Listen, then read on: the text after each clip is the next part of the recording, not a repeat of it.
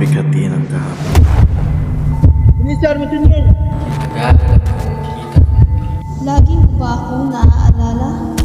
O sadyang nalimutan mo lang talaga ako? Gusto na ang iyong kalinang buhay sa aking ama, Padre. Bakit? Makakating ba ng langit na nagbago ng banalan? Nasa inyong kamay, inyong kalooban at kinabukasan. Ngunit bago pa man ang lahat, unahin natin ang inyong kaligtasan.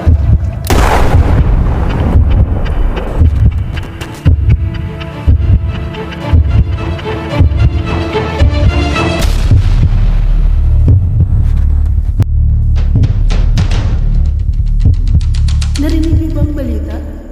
Patay na si Ibarra. Patay na daw si Ibarra. Patay na si Ibarra? Oo, patay na si Ibarra.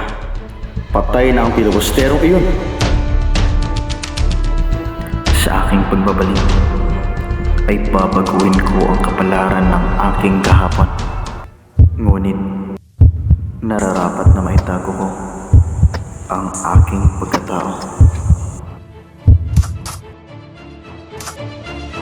Senyor Ibarra, kung ganon, ay ano po nangyari sa taong dati ko tinitingala? Mas ginagamit ko na ang utak ko ngayon kaysa kay Ibarra.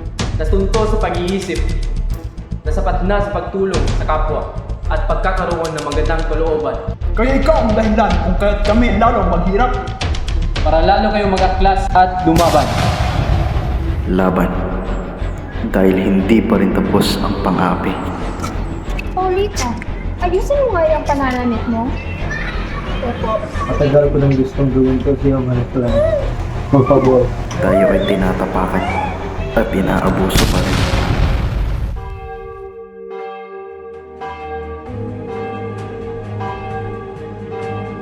At anong gagawin mo? Mabubuhay ka sa labis na kalungkutan? Katulad ng ginawa ng iyong ina? Masiyantas pero porme, Madre. Wala kang karapatan na pimasukan pa ang buhay ko. Walang karapatan? Samantalang ako ang iyong ama? Soy te padre.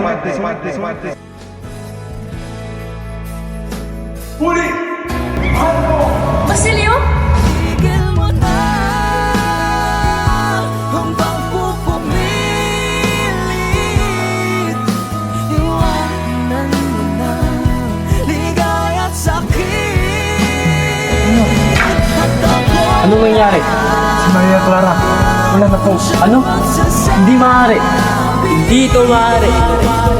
Dapat na, o dahan na, hinahayang mapatuloy pa kung panghihinayang nila kung mga hawakan hanggang yarikuran ating sumahan hanggang ang gabi na tayo'y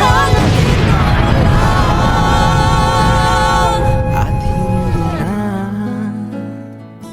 magpupumilit. Salamat sa ligayang hatid